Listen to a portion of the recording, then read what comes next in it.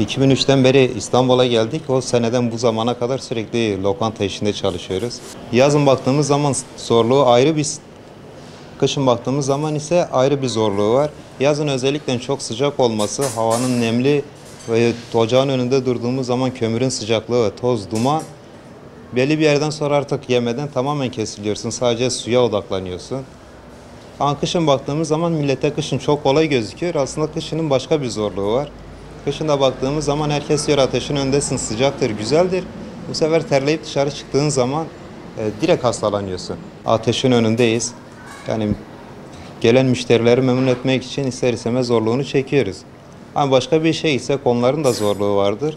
Ama kendi işimiz olduğu için ister istemez bazı zorluklarına katlanıyoruz. Bizden önceki ustaların birçoğu bu işi ciğerlerde tıkanma ya da alerjiden dolayı, nefes darlığından dolayı bu işi bırakıyorlar.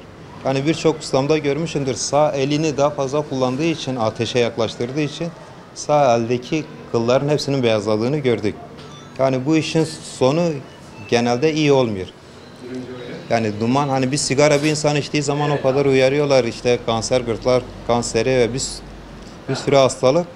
Baktığım zaman bunun dumanı yani bir saatte belki bir paket sigaranın dumanından daha fazla çekiyorsun. Hani sadece duman değil, bir de yağ da döküldüğü zaman daha da fazla dumanı katılaşıyor. Mesela bizim bacayı keşke gösterebilsek, bu havalandırma bacasını. Yani onun içini 6 ayda bir temizlediğimiz zaman yani 3-5 santim katran birikiyor. İster istemez onu da biz de çekiyoruz. Hani yazın daha da fazla oluyor. Yani kışın baktığımız zaman kapı pencere kapalı, o duman tamamen bize geliyor. Yazın en azından kapı pencere açtığımız için biraz daha iyi oluyor duman için. Tüm meslekler gibi bu işte de maalesef çırak ve yetiştirme eleman bulamıyoruz.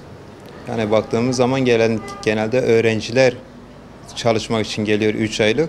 Tam işi öğreteceksin, gene okula başlıyorlar. Mecbur ister istemez yabancılara dönüyoruz. Bu sefer yabancılar, bizim halk biraz daha yabancılardan uzak durmak istiyor. Onu da zaten polisler şu anda topluyor. Yani şu anda eleman sıkıntısı var genel olarak. Elemanın bulunmama sebebi baktığımız zaman genelde medyadan baktığımız zaman daha çok kolay işler buluyorlar. Yani 8 saatlik iş varken gelip burada yağın içinde, dumanın içinde kimse çalışmıyor. Yani daha baktığımız zaman genel olarak gençlerimiz de kolay para kazanmanın yollarını arıyorlar. Nerede kolay iş varsa oraya gidiyorlar. Yani bu işin sanki geleceği pek yok gibi gözüküyor.